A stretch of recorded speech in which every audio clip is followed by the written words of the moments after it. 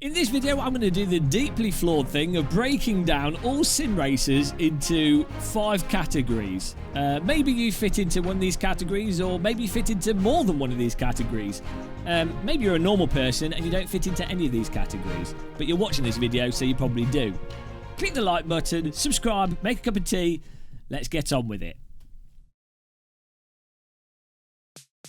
Okay, so the 5 categories of SimRacer. The first category is the gamer category of SimRacer. So this SimRacer is someone that's literally in it for the gaming component of it. They want to do single player stuff. They want to sort of they'll race against AI very happily.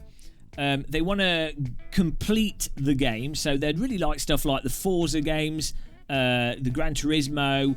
They're absolutely longing for another sort of GTR 2, or like what came out back in the day when simulators actually released with content for you to play.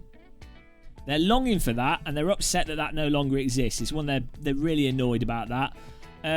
But they begrudgingly they do race online, but they're in there for the game-like experience. They really want to maybe play iRacing.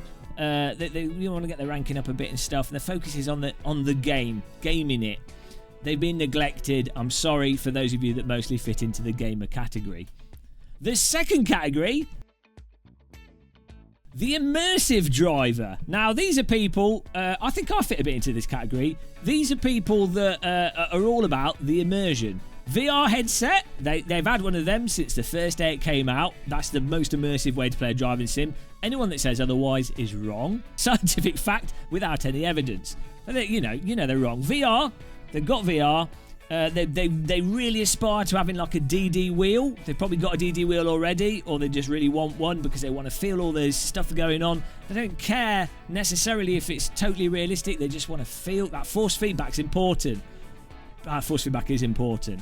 And they also aspire to maybe having some kind of motion rig, maybe like a D-box type. I'm just describing myself here. They want to get involved in the feel of being in a car because they can't afford real cars, but they like the whole immersive quality of being sat in a car, the wheel going past, the grass, the dream. Pure immersive sim racer, the immersive sim racer. Maybe you fit into that category. In terms of the games that the immersive sim racer like to play, I think the immersive sim racer, again, VR being an important thing, so the sims have to have VR. I think they probably go more over to the rally side of things more than the track racing. And actually, on that subject, I think the gamer also likes the rally games maybe more than the track racing due to the sheer lack of single player and stuff. But yeah, the immersive gamer, the immersive sim racer, they will like the rally. That's the immersive gamer. Oh, they like the graphics turned up as well. Anything that makes you in the car, that's what they're going for, and that's their focus with sim racing. The social race driver.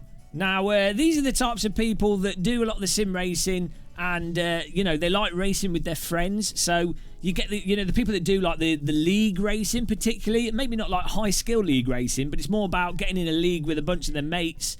Or people they know online. They have their little Discord thing. They watch the Formula 1 together and then they recreate it virtually.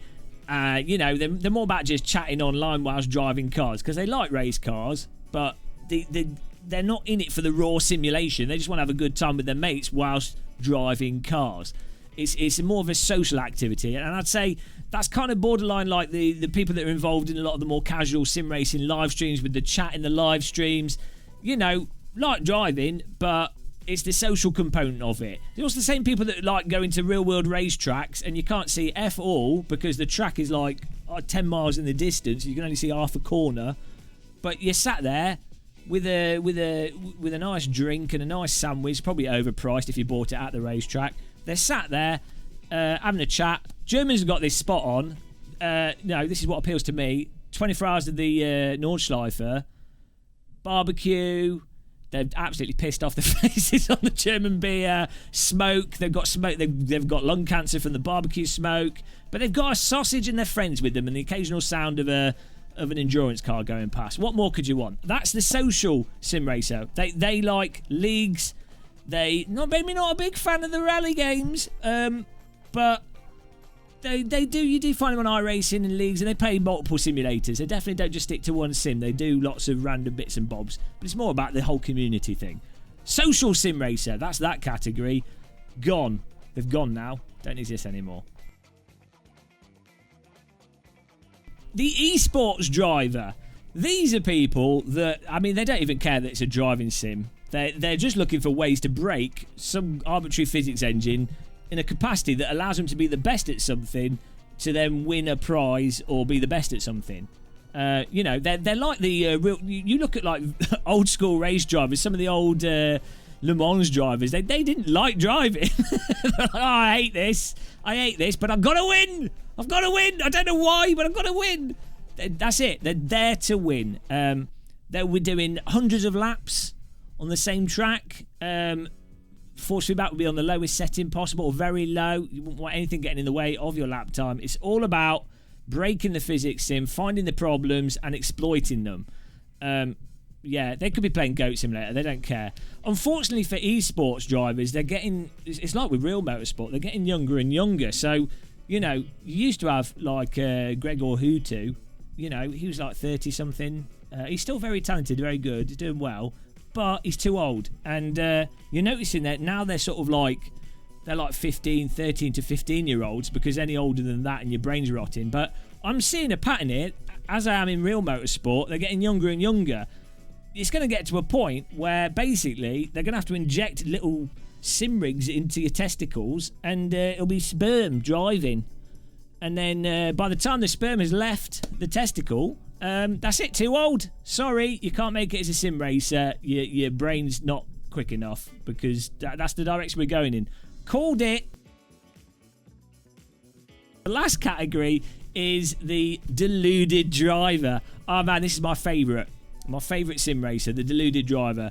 These are people... Here we go, rant time.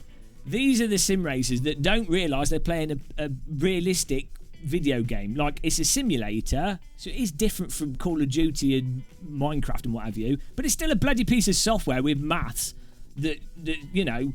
Ironically, esports drivers are breaking the simulators in exactly the same way a speedrunner would, or anyone else would break the game to be quick. You know, they're not approaching it like a real race driver. You know, they're not going, oh, I need to approach the sim how I think a real race driver approaches it.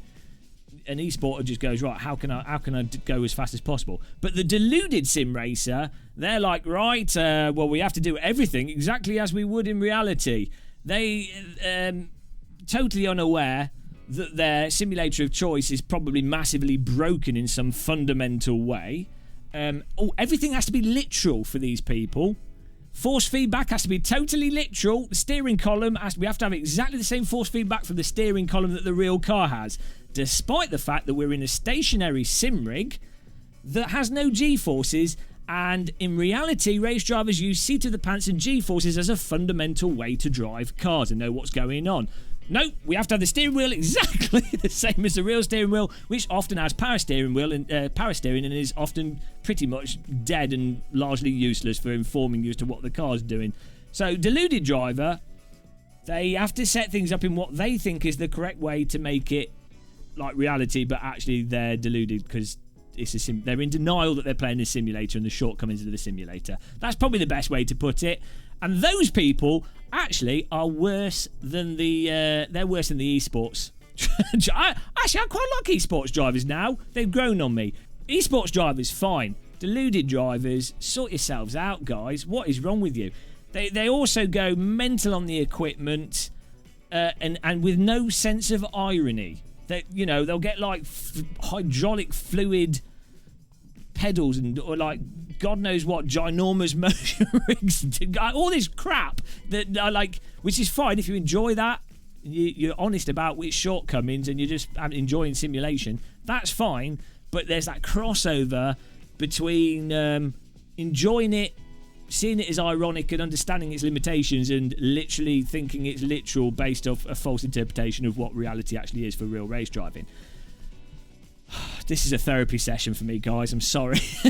So that's the deluded. That's the deluded driver. Get out of sim racing. You're not welcome, as far as I'm concerned.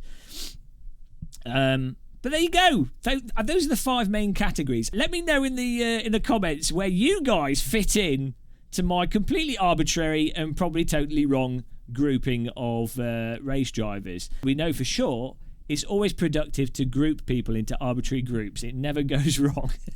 It's never a bad thing. No, subscribe. Why not subscribe?